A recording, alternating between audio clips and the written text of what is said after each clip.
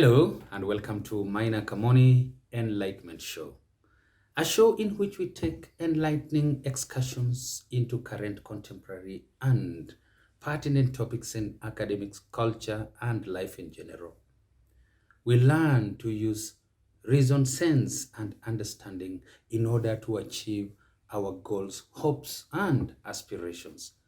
In this way, we can avoid turning out mediocre or sounding odd, thus missing out on opportunities that there might be in life. Before I can go any further, let me ask you to like this program. Not only that, to subscribe so that you can be getting notification of newer programs, and then watch right up to the end. This is going to be of great benefit to you. And personally, I will appreciate that greatly, especially to know that there are people who are following what I am doing and they like it. So you can comment in the comment section below and let me know if you like what I'm doing. And if you don't, let me also know. I won't mind to know what I need to improve in. And I would ask that you share with other people, especially if you like. So today, I am going to talk about how to hold effective group meetings. I am going to a meeting. I am in a meeting. Oh, I have been to a meeting. Oh, I have been to a meeting are expressions that form part of everyday language this day. You hear that expression again and again. In fact, it can be said to be part of modern day parlance. Most likely, you too have a meeting or two lined up that you have to attend in the next few days. So we can undeniably say that holding and participating in meetings is vital to the organization and operations of groups that we belong to, or all groups for that matter. But the truth is that many times meetings are dreaded by group members, especially if they are known to run inefficiently and in the end turn out unproductive. Let me say this, that meeting times are no times for improper jokes. They are no time for making bitter, wounding remarks, especially affecting the group members. It is not a time to disparage group members, or it is not the time for especially the lead officials to pick on some group members to victimize. Now try to put to mind the last meeting you attended and you found it frustrating and exhausting because it was conducted inefficiently and that it turned out to be a complete waste of time. But this need not be the case if meetings are well conducted. Let's agree that meetings are essential pathways by which groups can have goals and objectives planned, progress reviewed, a time for members to meet and form strong working teams, a time when members work together to make decisions or solve problems posed. To do this effectively takes planning and deliberate effort, especially on the part of the convener of the meeting. But not the convener only, but every group member should hold themselves to the highest standards of conduct in the conduct of meetings. Now let us look in greater details at what needs to be done to turn group meetings into active events in which everybody feels enthusiastic, energetic, and wants to participate. And here, the tried and tested method is planning what to do before, during, and after the meeting. So this is to plan the preparatory stage, the duration of the meeting, and the post-meeting period. And here we go. So the preparatory stage. The number one principle here is for the convener to be very clear in mind what he or she wants accomplished by the time the meeting draws to a close. This is called starting by having the end in mind. That one done, the convener should identify the people who will be attending the meeting, ensure their availability, and accept apologies where inability to attend is indicated. It's also important to ensure that the attendees are people who can make constructive contribution and have the authority to make final decisions. There's no need of having a meeting, talk, and in the end, no decisions can be arrived at. It's also good for the convener to know that there are those occasionally, now and again, there are those who need to be invited to be in attendance. These are members who are not necessarily members of the group, but are invited for this particular meeting because of maybe the help they can provide, the support they can give, or because of their expertise in which the group needs. The thing to note is that a meeting starts once the attendees are invited. So it is important for the convener to set his or her expectations with the attendees. This is best done by sending a notification of the meeting, and this one is done in good time. Let's bring to mind that it's a legal requirement that such a notification be sent 21 days before the date of the meeting. This notification will mention the venue, date, and time of the meeting. Not only that, it will include the items of the agenda that will be discussed during the meeting, or maybe any other progress reports that may be required. Then it will also mention how the meeting will be conducted. Here, it can be an annual general meeting, AGM, it needs to be stated.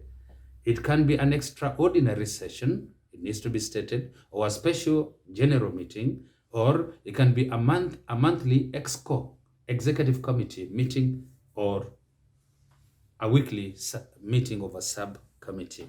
So this one needs to be made clear. And the essence of doing is that group members will now come prepared to participate in the meeting, which they will not be able to do in case the notification is not sent.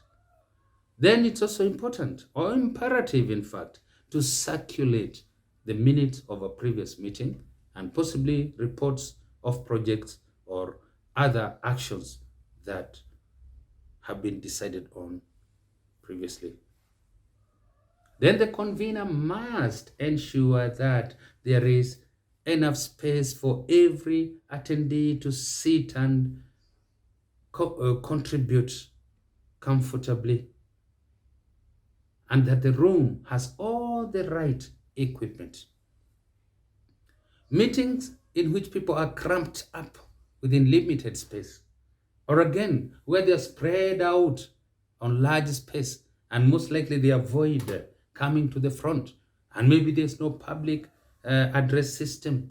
Such meetings can never be high energy events where everybody participates effectively. The convener must be thorough in providing all that is needed for the meeting, whether documentations and ensuring that there is enough for everybody, maybe a meeting pack or kit, again, enough for everybody. Would be well to, whether you need to provide stationery, pens and papers, again, that one needs to be decided. How about refreshment? How about meals and allowances for group members? All these must come to mind before or as part of this preparatory stage. And I think what is becoming evident to us all now is that meetings are very expensive affairs, and therefore should only be held when it is absolutely necessary. Let me remind you to like and subscribe to my channel. I would love that. And also offer me a comment by the time I am done. Now, we go to what I call the crux of the matter. That is, in the duration of the meeting. So, what needs to be done? Number one is for the convener to ensure that there is ample time during which members can make their contributions. Don't give it a lot of time, or again, don't rush people for want of time. Yeah. Although conveners are not beholden to this suggestion, effective minutes should be within 1 to 1.5 hours, 60 to 90 minutes. But as I said, it can be shorter, up to 30 minutes, or even longer than the 90 minutes. The awful thing is to have that time allocated and then have it wasted. To avoid time wastage, this is the time for everybody, and in particular the convener, to be punctilious about punctuality. Time is of great essence in the holding and conduct of meetings. Punctuality is the politeness of prince, so the saying goes. So here, what I have in mind is that the convener of the meeting should get to the venue with some time to spare. Depending, it could be 30, it could be 15, it could be 10, it could be 5 minutes. But that needs to be done so that the convener can check that everything is in good working order. Check that the desks or the seats are dusted, that microphones or any other technical things are working. That is most important. And if the convener must be there with some time to spare, this also holds for other group members. While it is bad for a convener to come rushing in, breathlessly, panting, after having wasted and kept people waiting for about 25 minutes, so it is for group members who trickle in into the meeting. It is such an annoyance. It is such a disturbance. How about the opening of doors, creaking of hinges? How about the clatter of heels? How about the dragging of chairs and tables as members sit? They are such horrible disturbances. Then there is this aspect that a majority of people always come late to the meeting with the excuse that they did not show up in time, for the meeting will not start on the appointed time. Have you heard of this African time? That a scheduled meeting will always start an hour later? Come on, let's not have this. This could have been acceptable, was acceptable, when in Africa we used the position of the sun in the sky and the shadow on the ground to tell time. But now we are in the digital age. Nobody needs to keep others waiting. In fact, let me say this, that lack of sense of punctuality is a curse. Don't let yourself into that. And then what is the antidote? It is for everybody to turn up in good time and for the meeting to start on time, as indicated in the notification of the meeting. For conveners, I can tell you, it will work magical. Should you one day decide to lock everybody else who is not here in time and continue with the meeting, the next one you call, they will come running and in time. And let me say this, people who honor time commitments, they present themselves as respectful, committed, organized persons who come ready to make strong impact, strong positive impact. So do not punish them by keeping them waiting. No. What's more, using the time allocated well increases enthusiasm, and helps members stay focused, turning the meeting into a high energy, productive occasion.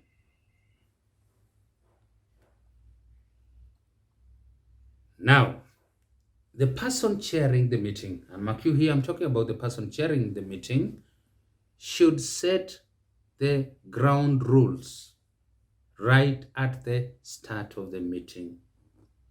These to include the rule that only the chair will allow a member to speak, that everybody agrees that they will listen to one another, that everyone will be expected to speak, and that everyone will be respected and the ideas they contribute will be recorded, and then that the final decisions made, will be arrived at with consensus.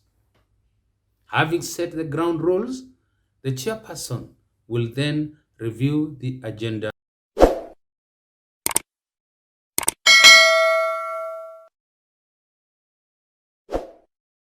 from reading the minutes in the course of the meeting. It's a bit time wasting. The thing to have done is to have circulated the minutes, as we said. Then everybody will have read, and supposing they are illiterate, they will have got somebody to read for them. So there is no need of reading the minutes on the floor, normally done by the secretary. It's a waste of time. Don't do it.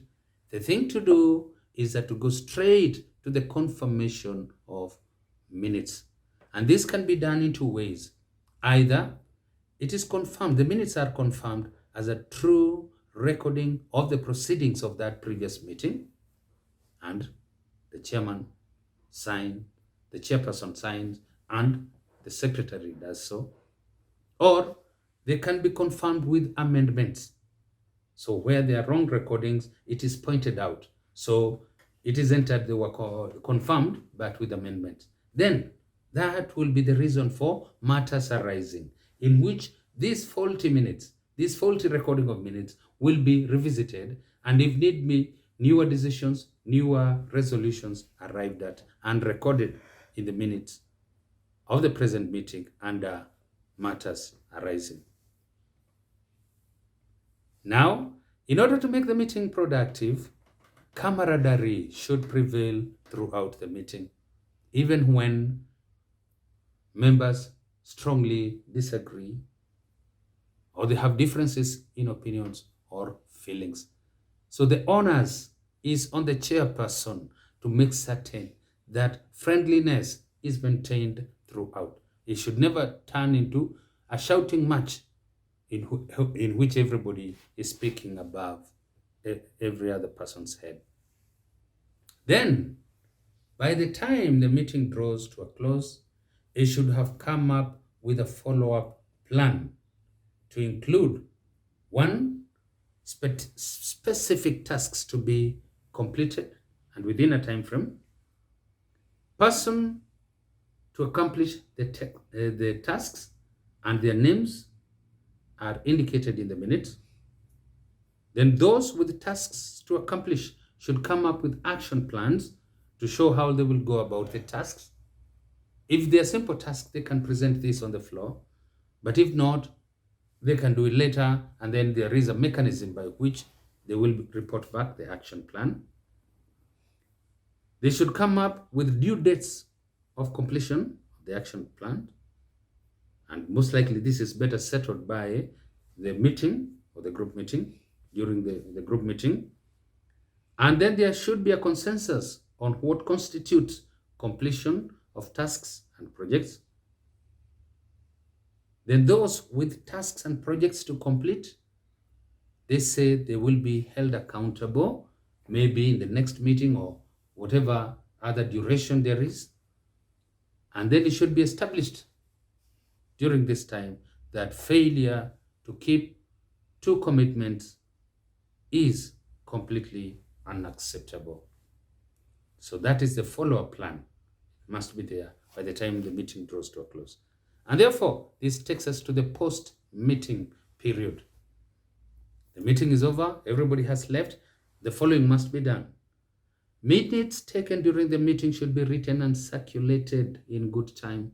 And the best practice is to have this one done 24 to 48 hours after the meeting, not later.